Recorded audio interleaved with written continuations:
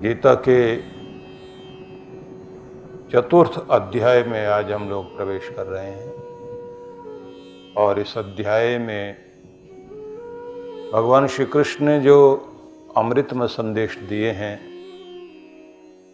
हम सभी उन पर चिंतन करेंगे। इमं विवस्वते योगम प्रोक्तवानः व्यय्ययम् विवस्वान मनवे प्राह मनुरिक्ष्वाकवे ब्रवीत। श्री भगवान उवाच। भगवान श्री कृष्ण ने कहा, मैंने इस अविनाशी योग का ज्ञान विवस्वान को दिया आदिकाल में, और विवस्वान ने फिर यह ज्ञान मनु को दिया। मनु ने अपने पुत्र राजा इक्ष्वाकु को दिया। भगवान श्री कृष्ण ये समझाते हैं कि भगवत परंपरा में ईश्वर की जो कृपाएं मनुष्य की ओर आती हैं, उनमें आदिकाल से ही मनुष्य के लिए परमेश्वर उसके हृदय में अपने ज्ञान को देता है। लेकिन यह ज्ञान सर्वप्रथम विवस्वान को दिया गया। इमं विवस्वते योगम प्रोक्तवान अहम अव्ययम। तो एक शब्द यहां है अव्ययम। यह अव्यय जो अक्षर है, अविनाशी है, जो सदा से चला आ रहा है ज्ञान है, उस दिव्य ज्ञान को आदिकाल में विवस्वान को दिया गया। विवस्वान के दो अर्थ हैं। एक तो विवस्वान राजा हुए हैं।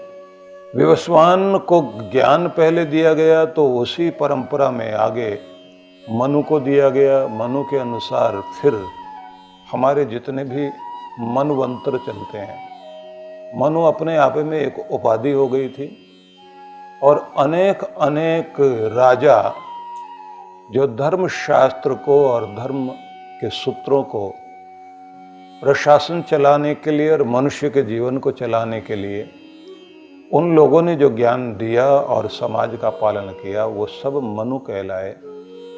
ऐसे अनेक मनु का वर्णन पुराने ग्रंथों में मिलता है। उसी में वैवस्वत मनु का ये मनवंतर, मतलब एक एक मनवंतर युगों के अनुसार जो चल रहे हैं, वो काल गणना भी मनु के अनुसार है। और मनुष्य को मनुष्य के रूप में भी जो जाना जाता है, तो यही कहा जाता है कि हम मनु वाले व्यक्ति हैं या मन वाले व्यक्ति हैं। तो ये ध्यान रख लीजिए कि विवस्वान को पहले ये ज्ञान दिया गया, विवस्वान से फिर ये मनु को आया, और मनु से फिर ये इक्ष्वाकु को ज्ञान दिया गया। ये सब कहने का अर्थ केवल ये है कि वह प्रतापी राजा जो सूर्यवंशी थे, इक्ष्वाकु अयोध्या के राजा थे, उनको ये ज्ञान प्राप्त हुआ परंपरा से, और उसी परंपरा में जो आगे राजा हुए, चाहे वो रघु हुए, दिलीप हुए, अज हुए, राजा दशरथ हुए, राजा राम हुए, राम जी के बाद फिर 24 पीढ़ियों का और वर्णन आता है। वे जितने भी राजा लोग हुए हैं, उन सभी राजाओं ने इस ज्ञान के अनुसार प्रजा का शासन किया, प्रजा को चलाया। भगवान श्री कृष्ण ने जो इससे पूर्व अध्याय में कहा गया था कि प्रत्येक आदर्श व्यक्ति को समाज में जो श्रेष्ठ है, जो ऊंचा है, उस व्यक्ति को वो व्यवहार अवश्य करना चाहिए जो आगे परंपराओं से चल सके। वह कोई भी ऐसी त्रुटि और ऐसी गलती न करे कि उसके बाद आगे चल करके अगर उसी चीज़ को उसके बच्चे दोहराते हैं या अपनाते हैं, तो स्वयं को दुख लगे कि मेरी बुरी चीज़ें मेरे बच्चों ने भी पकड़ ली है।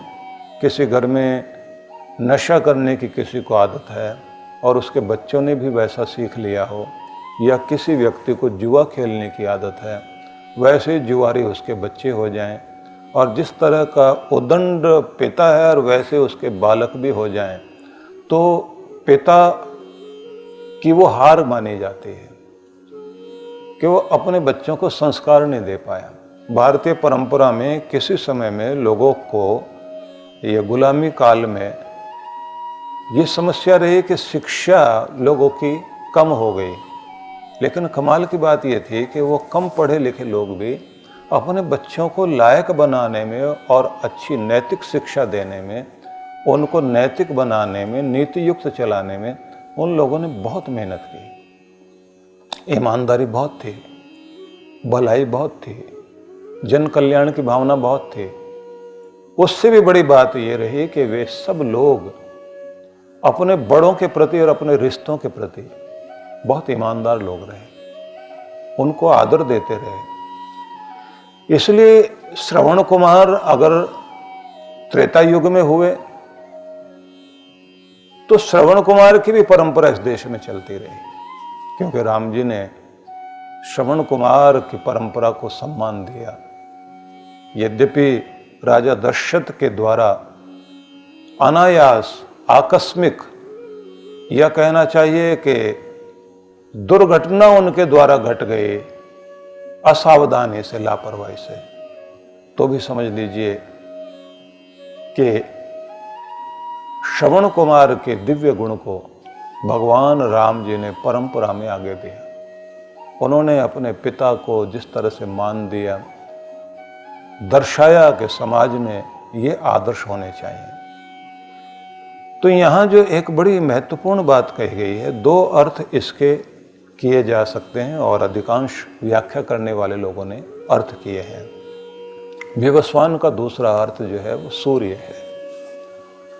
तो यहाँ ये बताया गया है कि परमेश्वर के द्वारा यह ज्ञान सूर्य को दिया गया। सूर्य को दिया जाने का मतलब क्या हुआ कि सूर्य से लेकर सौर मंडल तक, ब्रह्मांड तक, इसी ज्ञान के आधार पर सृष्टि का चक्र चल रहा है।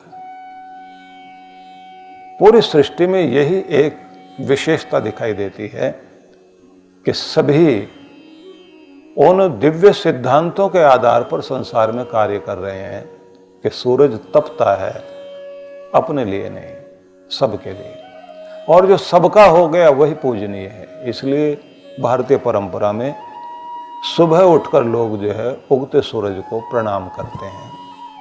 तो चढ़ते हुए सूरज को प्रणाम करने का मतलब ये है कि जब भी कोई व्यक्ति प्रगति करता है, शिखर की ओर बढ़ रहा होता है, तो दुनिया उसको प्रणाम करती है।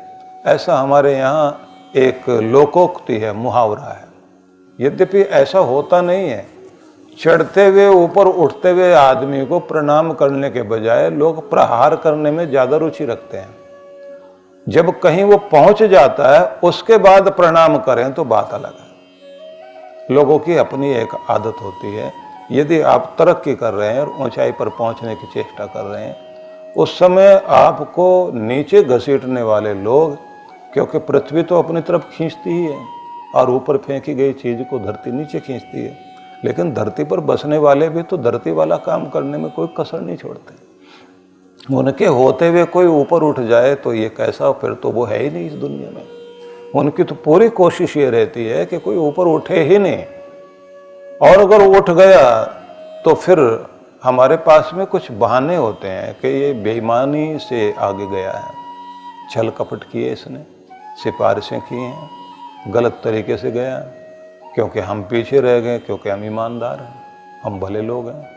तो बहुत तरह के कारण हो सकते हैं, लेकिन फिर भी एक बात सोचने वाली है कि जो सूर्य को हम सम्मान देते हैं, प्रणाम करते हैं, तो उसमें सबसे बड़ी विशेषता ये मानी जाती है, कहा जाता है कि सूरज जब भी उगता है, हालांकि दूसरे अर्थ में कहा जाए तो सूरज तो ना उगता ना अस्त होता है, लेकिन सूरज की किरणें जिस पृथ्वी के हिस्से पर जिस समय पड़ती हैं उसको प्रभात का समय माना जाता है।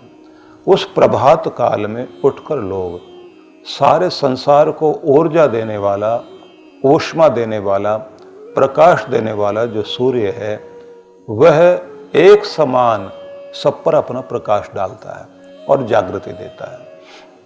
तो भगवान श्री कृष्ण ये समझाना चाहते हैं कि उसी सिद्धांत का पालन सूर्य कर रहा है। और बात इतनी नहीं, सौर मंडल के सब देवता उसी तरह से पालन करते हैं। सब के कारण जीवन चलता है। इस पृथ्वी पर जो जीवन है इन सब के कारण है। तो जो दूसरों को जीवन जीने में सहयोगी बनता है, समझ लीजिए कि उसके पास भगवान का दिया हुआ ये सिद्धांत, वो नियम काम कर रहे हैं। यही उपदेश है कि ये ज्ञान विवस्वान को दिया गया और विवस्वान से प्रेरणा पाकर इसी ज्ञान को मनु ने धारण किया। और यही ज्ञान मनु कौन? आदि राजा, पहले प्रथम राजा जो थे वो मनु थे। और मनु के द्वारा इस पृथ्वी पर मनुष्यों को ठीक ढंग से जीवन जीने के सिद्धांत दिए गए। अधिकांश लोग जो है इस बात को कहने लग जाते हैं कि मनु ने समाज के टुकड़े कर दिए। ऐसा नहीं है, उन्होंने समाज के टुकड़े नहीं किए। समाज के विभिन्न स्वभाव वाले लोगों को उनके कर्तव्य समझाकर उन लोगों को जीवन जीने के लिए प्रेरित किया और सबको अपने अपने स्वभाव गुण धर्म के अनुसार उनके धर्म बताए, उनके अनुसार व्यक्ति जीवन जिए तो समाज का ढांचा सुखद रह सके। इस पर मनु महाराज ने व्यवस्था दी। उनकी जो व्यवस्था है उसी को मानव धर्म शास्त्र कहा जाता है। और उन के अनुसार प्रजा में जो हमारे देश में जो इतनी अच्छाई और सच्चाई चली आती रही, उसका एक कारण ये भी है कि हमारे शासक अच्छे थे और उनके पीछे मनु की परंपरा थी। तो सूर्यवंशी क्षत्रियों के पूर्वज इक्ष्वाकु, और यहाँ प्रेरक तत्व जो है सूर्य है। विवस्वान सूर्य को कहा जाता है। सूर्य निष्काम कर्म योग का सर्वोत्तम उदाहरण है। बिना किसी भेदभाव के, आशा अपेक्षा के समान रूप से, निःशुल्क रूप से वह अपने दान, अपने कर्म, अपनी कृपाएं वितरित करता चला जाता है। मनु और इक्ष्वाकु ये गृहस्थ राजा थे। वे कर्म योग में लगे रहे, ग्रह छोड़ करके, घर को छोड़कर संन्यास्त नहीं हुए।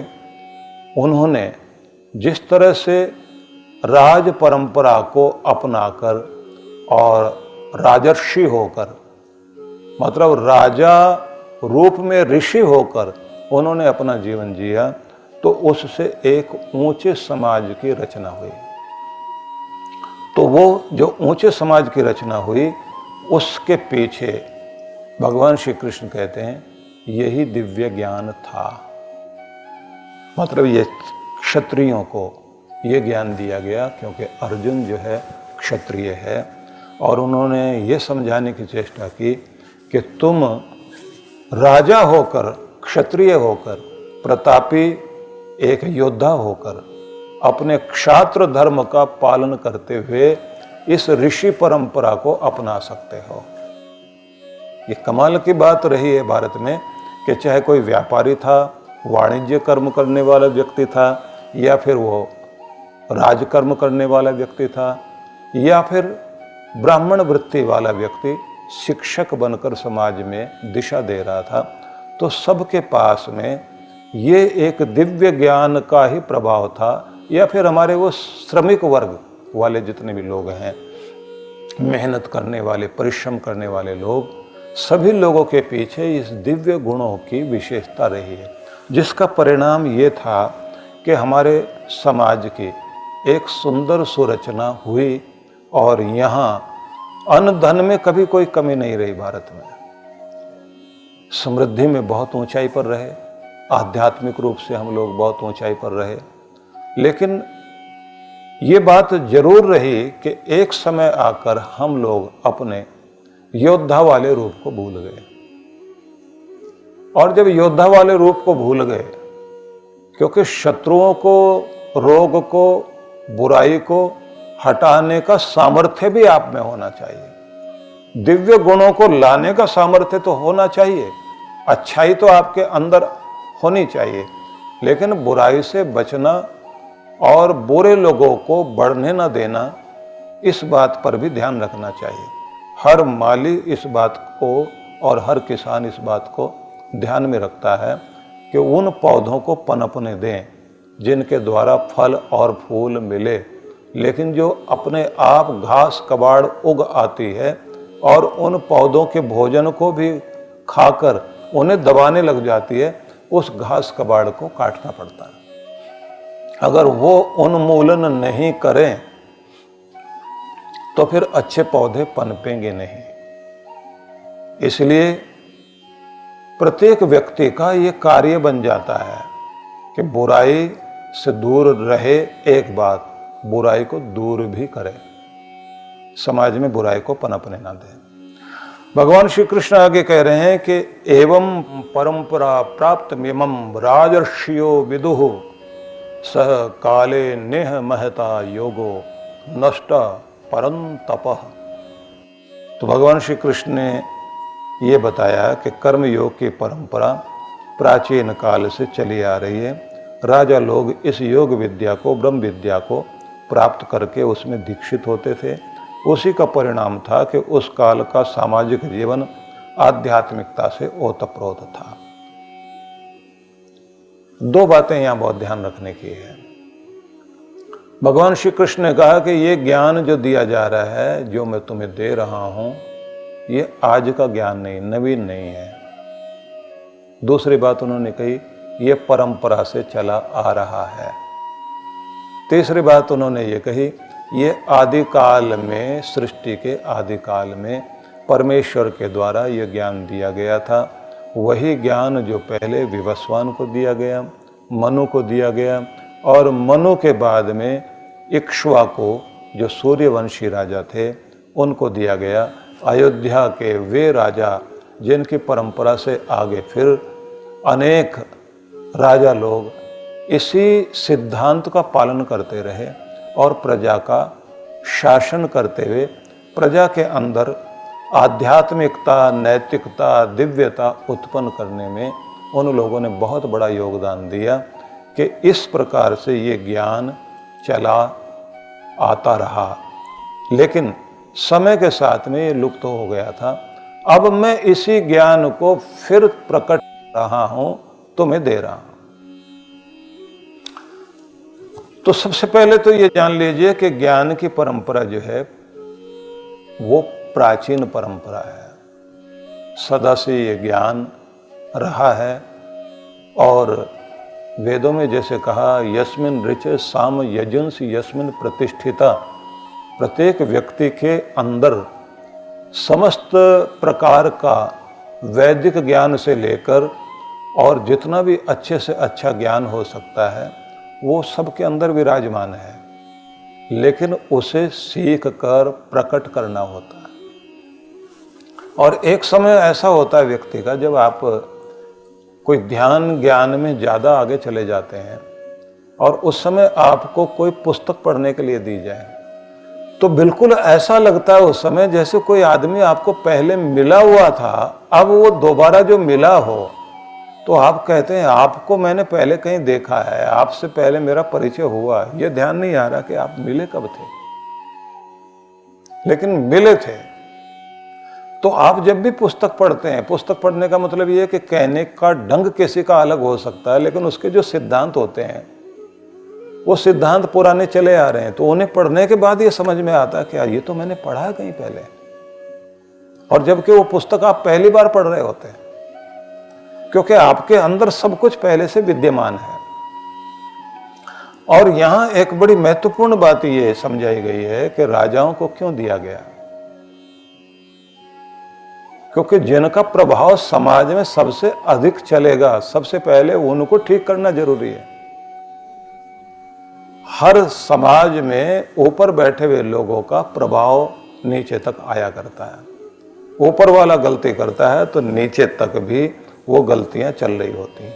और वो सिद्धांत क्या होते हैं, तो ये भी जो है महाभारत में ही समझाया गया है कि वे सिद्धांत का पालन करने वाले जो लोग होते हैं, ऊंचाई पर चलने वाले लोग होते हैं, वो किस तरह के हो जाते हैं।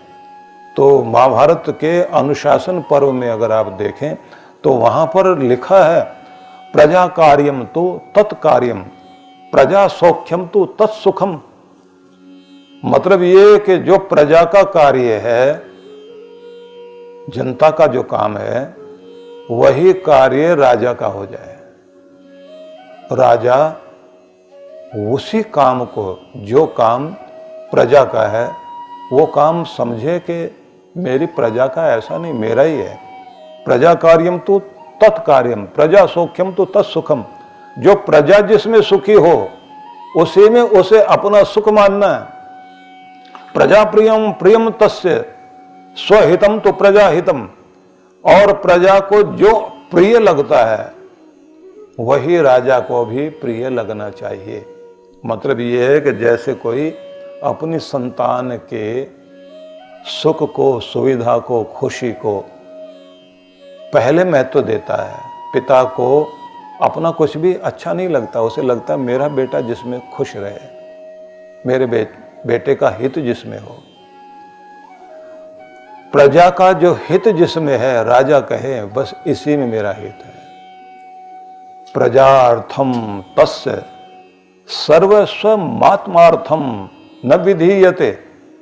कहा गया है कि जो कुछ भी है सब प्रजा का है, उसका अपने लिए कुछ भी नहीं है। ऐसी जिसकी इच्छा शक्ति है वही इस पूरी वसुधा को अपना मानकर चल सकता है।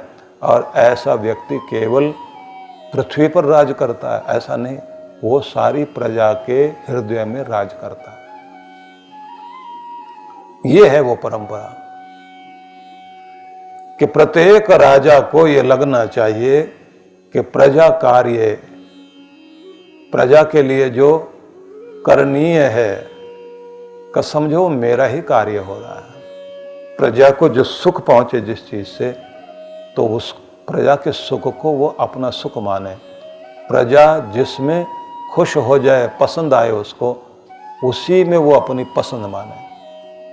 वो कहते हैं ना कि किसी एक सुंदर फोटो में माँ और बेटा दोनों हंस रहे हैं और दोनों की मुस्कान अद्भुत है। तो अब बच्चा अपनी माँ से कहता है कि माँ इस चित्र को देखो और देखकर बताओ मुस्कुराहट मेरी अच्छी लग रही है, तुम्हारी अच्छी लग रही है। अब इसको सुनने के बाद माँ कहती है मुस्कुराहट तुम्हारी अच्छी है। बोले फोटो आपका अच्छा आया है। माँ कहती है मेरी मुस्कुराहट बेटा तेरी मुस्कुराहट के साथ जुड़ी हुई है। जब तू मुस्कुराता है तभी मेरे चेहरे पर मुस्कुराहट आती है। मेरी अपनी मुस्कुराहट नहीं है, इसलिए अच्छी मुस्कुराहट तो तेरी ही है। जब प्रजा मुस्कुराए तब राजा की मुस्कुराहट आनी चाहिए। उसे लगना चाहिए कि मेरी प्रजा खुश है तो मेरे लिए खुशी है। ये सिद्धांत दिए गए। इस सिद्धांत का परिणाम हुआ कि हमारे देश के जो राजा लोग थे उन्होंने प्रजा को, समाज को बहुत कुछ दिया। इसलिए पीछे जो उदाहरण आप लोगों ने कृष्ण भगवान का जो सुना ना, जिसमें उन्होंने ये कहा था कि जैसे जनक आदि ऋषियों ने, जनक आदि राजाओं ने शासन प्रशासन करते हुए उदाहरण प्रस्तुत किए, क्योंकि वे लोग इस अविनाशी योग को अपना रहे थे। और इस अविनाशी योग का फल कहा गया, इस योग का फल है मोक्ष, मुक्ति तक पहुंच जाना। रघुवंशम में जो वर्णन कालिदास ने किया है उसमें वही तो कि ये वो राजा लोग थे जो अपनी प्रजा का पालन करते करते धर्म पूर्वक अपने पुत्र को जिस समय राज्य सौंपकर वन में तपस्या करने के लिए जाया करते थे, तो उनके तप करने के बाद शरीर छूटने के समय में उनके लिए स्वर्ग से रथ उतरा करते थे कि जिसमें रथ पर बैठाकर उन्हें कहा जाता था कि स्वर्ग में राज करने के लिए आपका स्वागत है। मतलब वो कालिदास तो कवि है, वो कवि का अपने कहने का ढंग है। उस कहने के ढंग में उन्होंने ये समझाया है कि जिसने इस धरती पर स्वर्ग बनाया हो और स्वर्ग बनाए नहीं, स्वर्ग का राजा बनकर बैठा हो, तो उसके लिए वहां भी स्थान है। कहा जाएगा कि तू यहां भी स्वर्ग का राजा बनकर के ही बैठेगा। इसलिए उनके लिए विमान ऊपर से आते थे। राजनीति में रहता हुआ व्यक्ति इतना आध्यात्मिक हो सके और धर्मपूर्वक चल सके, ये जीवन के लिए बड़े महत्वपूर्ण चीज है।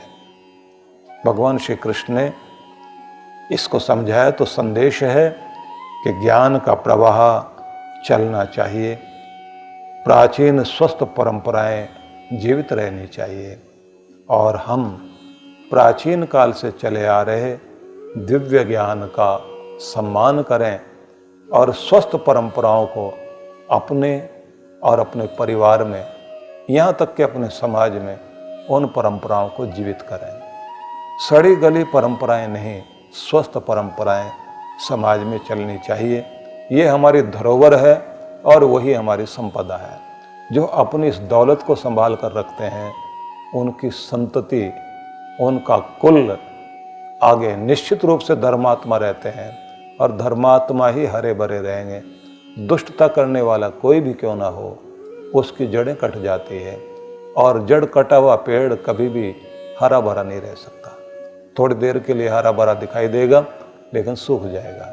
सभी की जड़ें धर्म है और ये धर्म की परंपराएं प्राचीन काल से आदिकाल से चली आ रही हैं। भगवान ने कहा, स काले नेह महता योगो नष्ट परंतप। अर्जुन, यह योग जो मैं तुम्हें बताने लगा हूँ, इस रहस्यात्मक ज्ञान को जो अविनाशी है, मतलब जो नष्ट नहीं होता लेकिन लुप्त हो गया था ये ज्ञान, यही ज्ञान फिर से मैं अपने माध्यम से इसको प्रकट करते हुए आगे आज बता रहा हूँ। जैसे सूर्य अपने ज्ञान, अपने प्रकाश को चारों ओर बिखेरता है और इस धरती को प्रकाशित करता है, इसी तरह से प्रत्येक गुरु भी अपने ज्ञान प्रकाश को अपने शिष्यों की ओर प्रकाश के किरणों को, ज्ञान प्रकाश की किरणों को विकीर्ण करता हुआ सबके हृदय के अज्ञान के अंधेरे को मिटाया करता है। इस समय भगवान श्री कृष्ण गुरु की भूमिका में सूर्य बनकर अर्जुन को वह प्रकाश दे रहे हैं और ये बता रहे हैं कि ये ज्ञान आदिकाल में दिया गया था, वही जो सनातन वेदों से प्राप्त ज्ञान प्राचीन परंपरा से जो चला आ रहा था, उसी की पुनर्व्याख्या अब की जा रही है, उसी की पुनर्स्थापना अब की जा रही है। सूर्यवंशी राजाओं ने इस निष्काम कर्म योग को अपनाया था और इससे उनके वंश में दीर्घ काल तक यह ज्ञान शासन के द्वारा प्रजा में चलता रहा। यह ज्ञान प्राचीन है। वैसे तो माना जाता है कि सभी ज्ञान पहले से मौजूद होता है, उसे प्रकट करने वाले, आविष्कार करने वाले, खोज करने वाले, डिस्कवर करने वाले जो लोग होते हैं, वो ये नहीं कह सकते कि मैंने ये ज्ञान जो है ये मेरा है। पहले से मौजूद, जैसे पृथ्वी में जो गुरुत्वाकर्षण शक्ति है वो तो पहले से विद्यमान थी। अगर उसमें न्यूटन ने अपना सिद्धांत दिया तो सिद्धांत न्यूटन के नाम पर प्रसिद्ध अवश्य हो गया, लेकिन ऐसा नहीं है कि उन्होंने कोई नई शक्ति बना दी हो। या जेम्स वाट वगैरह ने जो स्टीम पावर पर काम किया और ये बताया कि स्टीम में एक बहुत बड़ी पावर होती है, और उसके बाद स्टीफेंसन ने जिस तरह से उसको रेलवे इंजन में प्रयोग करते हुए पहले जितनी भी ट्रेनें चली हैं वो सारी भाप के द्वारा चली, और वाष्प शक्ति को मनुष्य ने समझा स्टीम पावर को, उसका प्रयोग हुआ। तो ये कोई नई चीज थी ऐसा नहीं है, वो तो पहले से थी मौजूद, बस उसको डिस्कवर किया गया। इसी तरह से जो हम अगर एडिसन के बारे में बात करें, इतना बड़ा साइंटिस्ट हुआ, तो उसने विद्युत कोई प्रकट नहीं कर दी, विद्युत तो पहले से थी। उस सिद्धांत को दुनिया के सामने रखा और उसका उपयोग किया जाने लगा। तो कृष्ण भगवान जो कह रहे हैं कि ज्ञान तो पहले से विद्यमान था और ये सनातन परंपरा से चला आ रहा है। उस ज्ञान को मनु ने जो मानव धर्म सूत्र देकर समाज का निर्माण किया, वही ज्ञान जो राजाओं के द्वारा राजाओं में चलता रहा और प्रजा में, जिसके द्वारा सुंदर व्यवस्थाएं बनी, एक उत्तम समाज की रचना हुई, उसी ज्ञान को अब पुनर्व्याख्या के रूप में दिया जा रहा है। और उन्होंने ये भी कहा कि इसके विद्यार्थी पहले रहे हैं। उन विद्यार्थियों का नाम लिया उन्होंने कि पहले विद्यार्थी जो है वो विवस्वान थे, और उन विवस्वान के बाद में फिर मनु से लेकर इक्ष्वाकु आदि ये बहुत सारे विद्यार्थी थे। उन सब ने ये सीखा और सीखने के बाद फिर उसको अपनाया। तो ये बहुत ही महत्वपूर्ण बात है कि दिया जब तक जलता नहीं, विद्यार्थी के अंदर जब तक ज्ञान आता नहीं, तभी तक वो अज्ञानी है। जैसे वो ज्ञान आ जाता है तो फिर उतनी जानकारी के रूप में दोनों बराबर हो जाते हैं, शिष्य भी और शिक्षक भी। जो अभी दिया जल रहा है वो भी, और जो पहला जला हुआ वो भी, दोनों बराबर हो जाते हैं उस समय। लेकिन उतनी चीज के बारे में जितना बताया गया है, जानकारी दी गई, जब गुरु और ज्यादा जानकारी देता है और शिष्य उतने ही स्तर पर उसे ग्रहण कर लेता है, तो उतना बराबर हो जाता है।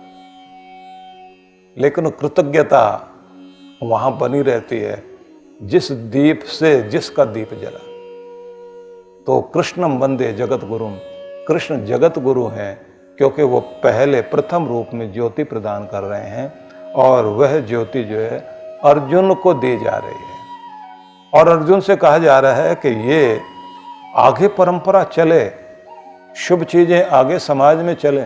और इस पृथ्वी पर ये परंपरा अद्भुत है कि एक पेड़ भी सूखने से पहले अपने जो बीज होते हैं उन बीजों को धरती पर गिरा देता है। और भावना क्या होती है कि हम तो विदाई ले रहे हैं, लेकिन हरियाली की परंपरा दुनिया में जीवित चलनी चाहिए। मेरे बाद फिर पेड़ उगे, हरियाली आए, मुसाफिर आकर पेड़ों के नीचे आराम करें, पंछियों का बसेरा हो, हवाओं में फिर से प्राणवायु का संचार हो, और चारों तरफ सृष्टि में रहने वाले लोगों को सुख सुविधा मिले। इसलिए जा रहे हैं, आखिरी भेंट बीज हैं, वो देकर जा रहे हैं। अब एक पेड़ भी अगर ये चीज करता है तो प्रत्येक व्यक्ति का कार्य है कि कौन से बीज आप धरती को सौंप कर जाओगे, मनुष्य को सौंप कर जाओगे। तुम्हारी तिजोरी तो किसी के लिए भी वो बीज नहीं हो सकते जो उनको सुखी कर सके। वो तो थोड़ी देर के लिए दिया गया भोजन है, वो थोड़े दिनों में वो खर्च भी हो सकता है। इसलिए जब कोई अपने बच्चे को कमाना सिखा देता है तो वो तिजोरी कभी खाली नहीं होती, ये बात ध्यान रख लेना। आपकी दी हुई तिजोरी खाली हो जाएगी, लेकिन आपके द्वारा कमाया जाने का हुनर जब बच्चे सीख जाते हैं तो वो तिजोरी कभी खाली नहीं होती। वो कितना भी खोलते जाओ तिजोरी को, उसमें और आता जाएगा। कमाना सिखा दीजिए बच्चों को, कमा कर देकर अमीर बना दिया आपने, वो अमीरी कभी भी नहीं टिकेगी, खत्म हो जाएगी। इसलिए ज्यादातर मूर्खता करते हैं लोग, सारा दिन कमाने में लगे हुए हैं, पैसा इकट्ठा कर रहे हैं, बच्चों को सौंप कर जाएंगे और ये समझते हैं कि बच्चों को दे दिया तो वो अमीर हो गए। वो थोड़ी देर के लिए अमीर हुए, जुआ खेलेंगे, शराब पिएंगे, क्लबों में जाएंगे, बड़ी बड़ी गाड़ियों में बैठेंगे, घूमेंगे। आपको लगेगा आपके बच्चे सुखी हैं, लेकिन वो तिजोरी जो आपने दी है वो खाली हो रही है। और अगर कुबेर का खजाना भी किसी को दे दिया जाए और उसमें केवल निकालने की बात चल रही हो तो वो खाली होगा ही होगा। और अगर अक्षय पात्र देना चाहते हैं अपने बच्चों को जो कभी खाली ना हो, तो फिर कमाने की विद्या सिखाओ, जीने की विद्या सिखाओ, संस्कार दीजिए। आपको अपने बच्चों को उपहार से ज्यादा स्वयं साथ बैठकर शिक्षा और संस्कार देने चाहिए। और मजे की बात तो ये, भाषण नहीं दीजिए, आपके बच्चे भाषणों से नहीं सीखेंगे। हर बूढ़ा अपने बड़े बच्चों को भाषण दे रहा होता है, और हर माँ जो है वो अपने बच्चों को सिखा रही होती है, बेटियों को कह रही होती है ससुराल जाएगी वहाँ तेरे साथ क्या होगा, सास मिलेगी तब तुझे अक्ल आएगी। आज माँ की बात नहीं समझ में आ रही, और बेटी को भी पहले से इतना डर लग रहा होता है, पता नहीं सास क्या बला है, क्या करेगी वो। और उसके बाद फिर बड़े होते होते तक दिमाग में एक चीज बैठ जाती है, भारतीय समाज की बात मैं कर रहा हूँ, और देशों में तो सास का कोई लेना देना ही नहीं होता। और यहाँ भी जो है वो बच्चे, मैं एक बार एक कार्यक्रम था, उसमें एक उद्घाटन के लिए मुझे बुलाया गया, जबकि मैं कोई उद्घाटन करता नहीं हूँ। नेताओं वाले काम से मैं हमेशा दूर रहा करता हूँ, लेकिन वहाँ वो बालकों का, बच्चों का कार्यक्रम उसमें विशेष रूप से था। तो उन लोगों ने कहा छोटा सा एक सांस्कृतिक कार्यक्रम है। अब मुझे लगा कि संस्कृति का कार्यक्रम है तो संस्कृति का प्रसार होगा, तो सुनना चाहिए, देखना चाहिए। मैं बहुत तन के बैठा हुआ था, और बच्चों ने जैसे गाना शुरू किया, सास बहू की हुई लड़ाई आंगन के बीच में, लड़ले सासू लड़ले झाड़ू मेरे हाथ में। अब मैंने कहा ये सांस्कृतिक कार्यक्रम है, बोले आनंद लेने के लिए। सास बहू की हुई लड़ाई रसोई के बीच में, लड़ले सासू लड़ले, बेलन मेरे हाथ में। अब वो हर समय सारी लाइन जो भी आए उसमें वो बात जरूर आए, कहीं झाड़ू हाथ में है, कहीं बेलन हाथ में है, कहीं कोई जो है चम्मच या कोई जो वो पलटने वाला, जो रोटी को पलटने वाला चिमटा विमटा वो हाथ में। आखिर तक यही हुआ कि सास का जो है उभरता बनाने वाले प्रोग्राम को उन्होंने सांस्कृतिक कार्यक्रम बताया, और ये सब लोगों ने खूब तालियां बजाई। जब मुझसे कहा गया बच्चों का उत्साहवर्धन करो, मैंने कहा कैसे करूं, मुझे तो बड़ी मुश्किल आ रही है। अब मैं अगर इनको कहूं कि सास का कैसे कैसे इलाज करना, ये संस्कृति है, या फिर सास को कोई ये समझाए कि तूने बहू के साथ क्या व्यवहार करना है, ये संस्कृति है? ये तो है ही नहीं संस्कृति। आपका मनोरंजन हो सकता है, मनोरंजन के लिए, हंसने के लिए आप कुछ भी करें, लेकिन बात ध्यान रख लीजिए, आप जब हंसने के लिए भी कोई बात कर रहे होते हैं, आपके अवचेतन मन तक तो वो बात जाएगी जाएगी। हम लोग पूरे देश में अलग अलग स्थानों में जाते हैं, और जहां भी जाते हैं, गुजरात में जाते हैं तो लोग समझते हैं हम गुजरात वाले हैं, सच में हम गुजरात हमारा है। महाराष्ट्र में जाते हैं, महाराष्ट्र वाले लोग वो समझते ही हैं, क्योंकि सारे वहाँ हमारे अपने शिष्य और भक्त लोग हैं, तो हमें खुद को लगता है कि हम मराठी हैं। पंजाब में जाते हैं तो वहाँ वाले पंजाब वाले। अब एक जगह हम पंजाब में बैठे हुए, तो एक सज्जन जो है हम लोगों को आकर बोले थोड़ा आशीर्वाद चाहिए आपका। मैंने कहा किस बात के लिए? बोले हम ये चाहते हैं कि बस बेटी की शादी हो जाए अच्छे घर में, तो कोई अच्छा लड़का मिल जाए और आपके ही कोई शिष्यों में हो तो बहुत अच्छा हो। मैंने कहा मैं कोई शादी वादी नहीं कराता हूँ भाई, नहीं आशीर्वाद तो दे सकते हैं। मैंने कहा कैसा लड़का चाहिए? वो बोले जी लड़का तो कैसा भी हो, पर बात सास की है। मैंने कहा कैसे सास होनी चाहिए? बोले या तो सास चंगी होवे, अच्छी हो, या तो सास चंगी होवे, नहीं तो फोटो दीवार पे टंगी होवे। मतलब सास या तो बहुत अच्छी होनी चाहिए, नहीं तो फिर सास की जो है फोटो दीवार पर टंगी हुई और अच्छी सी माला उसके ऊपर चढ़ी हुई हो, मतलब सास हो ही नहीं। ऐसा कोई घर परिवार मिले। मैंने कहा इसका आशीर्वाद चाह रहे हो? बोले जी आजकल बनती कहाँ है। हम अपने बच्चों को अगर भाषण देकर कुछ सिखाना चाहते हैं, और शुरुआत से अगर आप ये कह रहे हैं कि आपके परिवार में बच्चे जो है आपके बोलने से सीख जाएं, ऐसा बहुत कम होता है। आपके घर का वातावरण, आपका जो घर का व्यवहार है, वही तो आपके घर का संस्कार बनता है। अब अगर इस संस्कार को बनाए रखना चाहते हैं तो कृष्ण भगवान की उस बात को जरूर ध्यान में रख लेना कि बड़े व्यक्ति जो कुछ करेंगे पीछे वालों को उसका प्रभाव तो पड़ेगा ही पड़ेगा। इसलिए हर व्यक्ति को सावधान होना है कि उसके घर में जो कुछ चल रहा है, आप अपने बच्चों का भविष्य, उनकी कंडीशनिंग कर रहे हैं। उनके मस्तिष्क की जो कंडीशनिंग आपने कर दी वो उनकी जिंदगी भर प्रभाव डालती है। इसलिए उनके मस्तिष्क पर प्रभाव पड़ता है इस बात का। भगवान श्री कृष्ण ने यह कहा कि राजाओं की परंपरा में इस ज्ञान को दिया गया था, तो उन लोगों ने अपने मन मस्तिष्क में और अपनी आत्मा तक को इस पवित्र ज्ञान के अनुसार ढाल लिया था, जिसका परिणाम ये हुआ कि एक ऊंचा समाज चलता रहा। और भगवान कहते हैं कि यह सुंदर ज्ञान की परंपरा जब बीच में जाकर लुप्त हो गई तो फिर आवश्यकता पड़ी कि इसे फिर से स्थापित किया जाए। और उन्होंने कहा कि अब इसी ज्ञान को मैं दे रहा हूं।